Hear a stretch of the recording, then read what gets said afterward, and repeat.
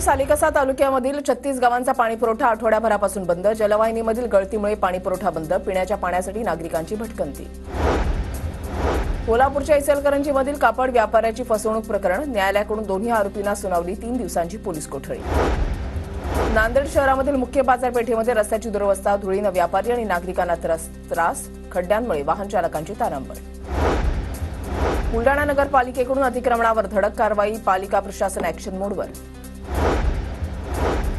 बुलडाण्यामध्ये smart मीटरला नागरिकांकडून पुन्हा विरोध. कंत्राटी कर्मचाऱ्यांकडून 1 फेब्रुवारीपासून काम बंदीचा इशारा.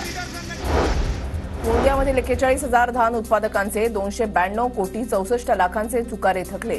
चुकारे थकल्यानं शेतकऱ्यांची आर्थिक कोंडी. गारगोटीमध्ये भर वस्तीमध्ये असलेल्या शासकीय विश्रामगृहाच्या जागेची विक्री.